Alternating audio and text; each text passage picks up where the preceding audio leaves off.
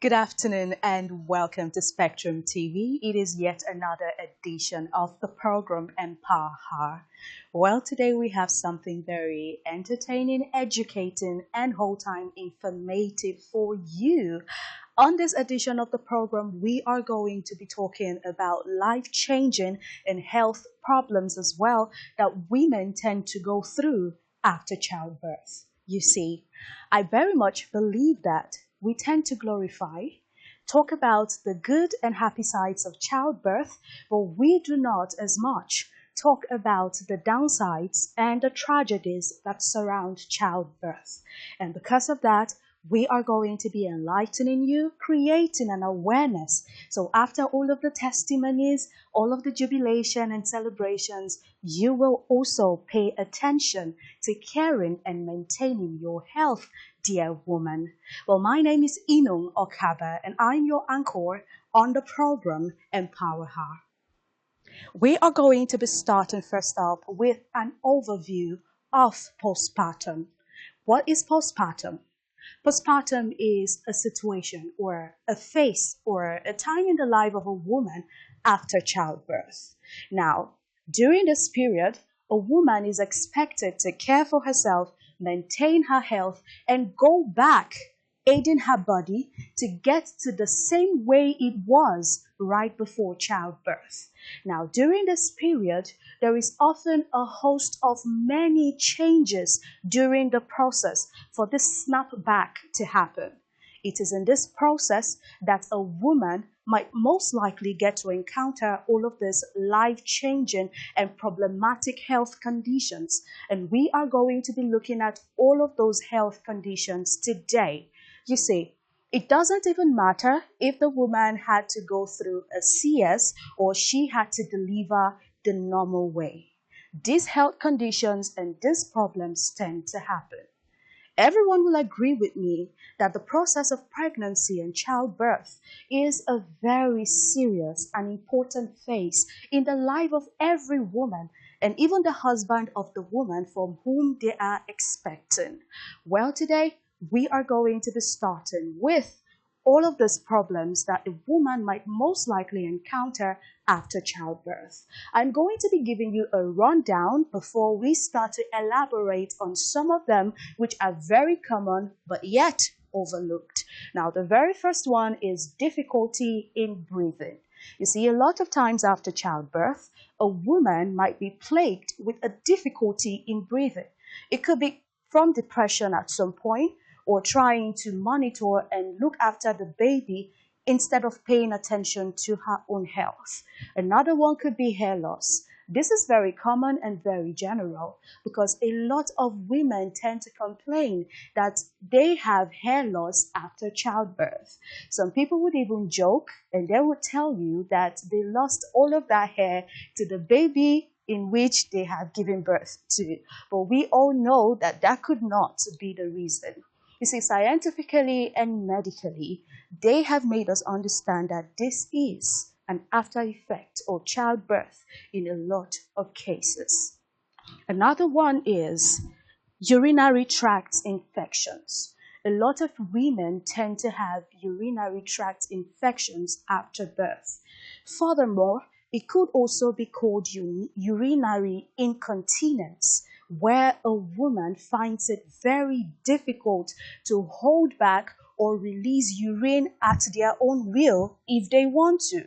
So some of them go for long days, months, and even years sometimes, wearing pads and pampers just to avoid the embarrassment that comes with it when they are unable to hold urine, when they cough, when they laugh, or when they get up with a little bit of force sometimes. Now, you would agree with me that all of these are maladies and ills that tend to alter the normal functioning of the woman body after pregnancy. We're going to be seeing more of this, like the pelvic prolapse. It is commonly called pelvic collapse.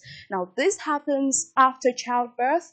Maybe the baby was slightly overweight, or in some cases, it is also very possible to note that the baby might have taken a different position from what had been given in the beginning. Now, This can lead to a partial or total collapse of the pelvic region in the woman's body. It can lead to them not standing up again or having to lean on crutches or wheelchairs for the rest of their lives as well. We are also going to talk about Bell's palsy. Now, Bell's palsy is very common yet overlooked. It is a situation where partially or completely the nerves and the cells of the face or any other part of the body becomes too stiff to function. Now, this can be caused most likely by shock from the pain they have had to endure during childbirth. This happens to both mothers who put to birth through CS and even natural birthing processes. A lot of times it happens to the face of the nursing mother. And when this happens, it is not a life sentence and it is not something that should stick around for so long, but it has to be treated as much as it is noticed in good time. It could be treated by acupuncture, facial exercises, or sometimes there might have to be a surgery. Now, we're also going to talk about gallbladder removal. A lot of women tend to go through gallbladder removal processes after they put to bed. So while you're putting to bed, you might as well be getting prepared to note that you might be having a gallbladder attack, sometimes even gallstones in the process. So after birth, the gallbladder might most likely be removed so that the woman can be safe, healthy, and sound as well. Now, this is just an overview generally of what women have to go through after birth. We're not even talking about the wear and tear of the vagina after birth. You see, a lot of women tend to go through tear after birth around their vaginal region, which would lead to continuous bleeding. Women go through months, weeks, and even years in some cases, putting on their pampers and pads just because they keep bleeding after birth. Now, there are different levels to the damages that might be caused by childbirth to a woman, ranging from level 1 to level 9 tears in the life of a woman around her reproductive organs as well. Now, when these tears happen, a woman, in most cases, would not be able to perform her conjugal rights with her husband anymore because the tear has not healed. It will turn into a wound and it makes her very uncomfortable to have any form of action down there. But it is a pity to note that a lot of women still have to perform conjugal rights even with all of these tears after birth, because there is just the excitement that a woman has been able to put to bed. No one deliberately tries to understand that there are processes, there are situations, and there are life-changing happenings that occurs in the body and to the body of a woman after childbirth.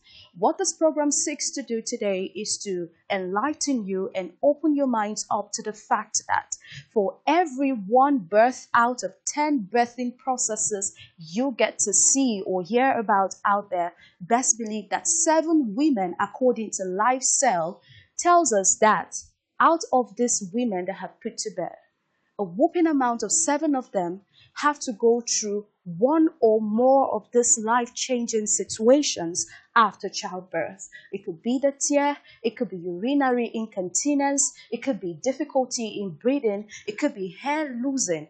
They tend to lose their hair. Sometimes they have to take it off completely because there is so much losing on their scalp. Some of them even get infected scalps at the end of the day after childbirth.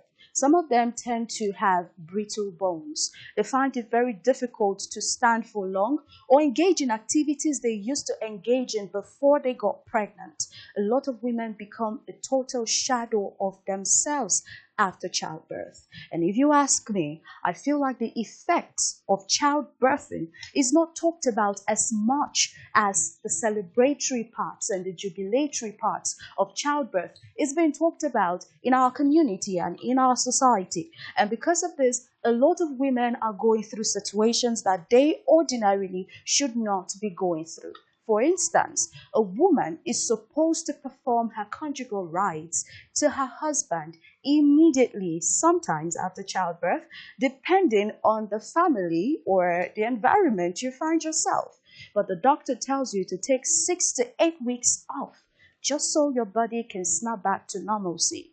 In some cases, because our body systems differ, you cannot deliberately say that every woman tends to heal in 6 to 8 weeks. A lot of women take shorter, while some women tend to take even longer processes to heal, depending on what they had to go through during the process of childbirth. In cases like this, some women are made to start their work because they are the breadwinner of the family. You see, Nkuruka shares with us that she comes from a family where she is the breadwinner, and as such, she is made to continue going to work less than 2 weeks after she put to bed.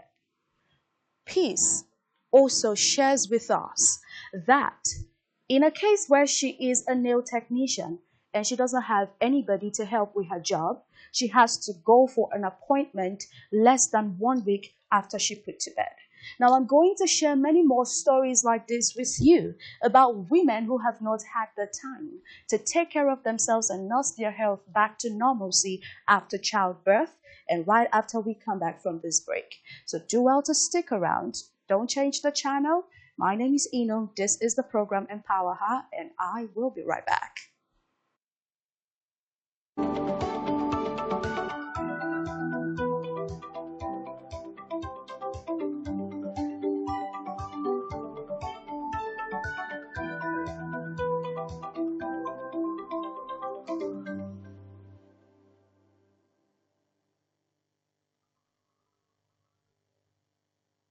Welcome back from that break. I hope you're having a good time on the program because I am, if you ask me. Of course, there is so much joy when you have to learn, educate yourself, and equip yourself with the necessary information you need to get through this process called life and even in the interaction with your immediate society. Well, welcome back to the program Empower Her, brought to you for your viewing pleasure on Spectrum TV. I am Ino, your host on the program. We are going to be picking up from where we left off, talking about women who did not have time for various reasons to sit back, relax, take care, maintain, and care for themselves just so they snap back to their lives and their body sizes and their, bodily health just before pregnancy. Well, I talked about Nkiruka and I also talked about peace. I'm also going to be sharing Emma's story. Emma lets us understand that right after birth, okay, she had an altercation with her husband simply because she needed more time to rest. And of course, he was not having it. And in his words, he said, is pregnancy so much of a disease that after putting to bed, you don't want to get up and do the things you have to do. And she had to get up and do the things she had to do because it was that important in safeguarding and keeping her marriage in check. Now, we're going to be talking about the dangers of not letting yourself heal, snap back to normalcy. A lot of times you might get compliments from people calling you a strong woman and admiring you so much for the strength you have shown by not letting yourself heal properly, because not all women will be up from their bed in less than 2 weeks after putting to bed. Well, you might take all of those compliments, but best believe that is not the reality of your body system at the time.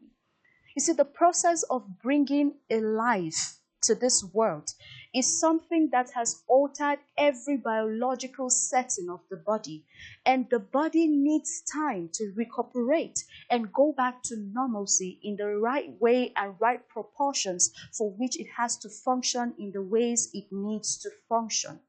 So you need to take rest.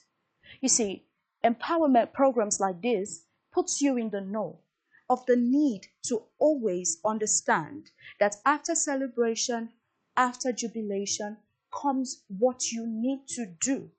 Sometimes you might not even be pushing the strings so much, but you still get to battle all of these common problems of postpartum. I'm going to share with you Angela's story. Angela had gone through a lot of surgeries, put to bed last year, and she was advised by her doctor not to put to bed anymore. But she felt like she needed one last child, and more so, she thought about it. Her only child was going to be too lonely, being by themselves, seeing other kids and wanting to play with them so much.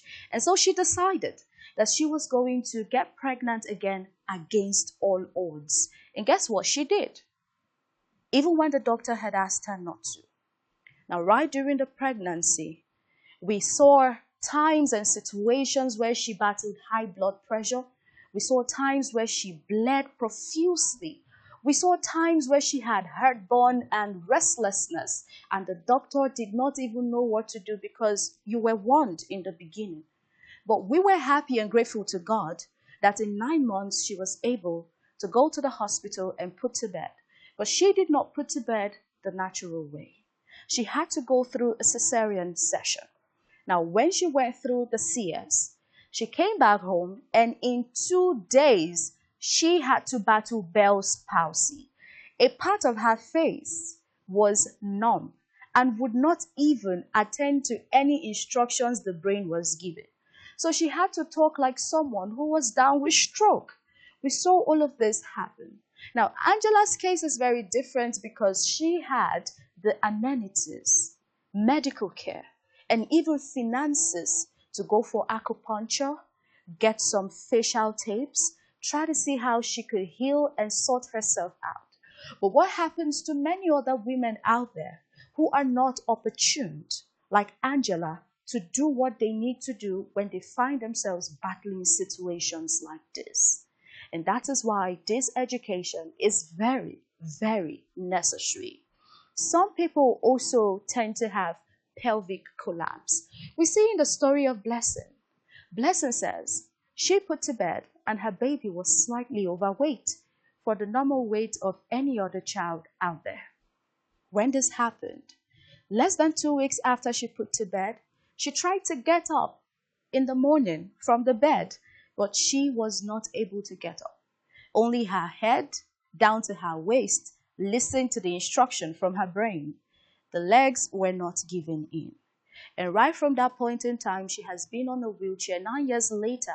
And she says anytime she sees that child, she cannot help but harbor some sort of resentment towards the child. Now that brings me to tell you about postpartum depression.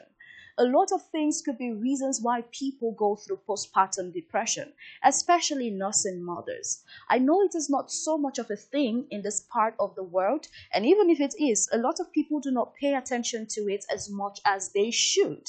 But I am letting you know that a lot of our nursing mothers, about 70% of them, according to LifeCell, lets us understand that they go through postpartum depression. Sometimes it is the shock from all of the pain they had to go through. Other times, it is just something they cannot handle, something they cannot help. They do not understand how the resentment comes up in them. The lack of excitement to get involved in activities that used to excite them before. Seeing everything as bleak and totally unenjoyable. Now, these are things depression will do to an average person. Now, think about what it would do to a person who has just birthed a new life. It is a lot on these women who have brought life to us and every other person around us. Now, I'm going to be sharing with you tips on how to make sure any woman around you, your wife, your sister, your mother, your nieces, friends, and even best friends, tips on how to make sure they stay in good health, tips on how to make sure they are able to cater for themselves, and even their emotional needs, sometimes even their physical needs, right after birthing a baby. The very first one is making sure you keep to all of your doctor's appointment and making sure you adhere to every single instruction the doctor or any other person catering for them medically gives you. Anything at all they tell you to do. A mother or a nursing mother, I beg your pardon, is supposed to rest and snap back to normalcy in 6 to 8 months after putting to bed. Make sure they rest for the ample time they have been asked to rest. Sometimes they might need a little bit more time. Make sure you give them that. Do not try to hurry up the process. Do not try to make them feel weak for listening and adhering to the doctor's instruction. The second way you can help nursing mothers deal with these common problems postpartum is also making sure they eat healthy and also try to see how they can adopt and get into healthy activities. Make sure they eat lots of fruits, vegetables. Try to see how you can watch their meals and have them eat anything at all that the doctor has asked them to eat that would help them medically. Also, make sure they have lots of vitamins in their meals and try to see how they can always stay hydrated.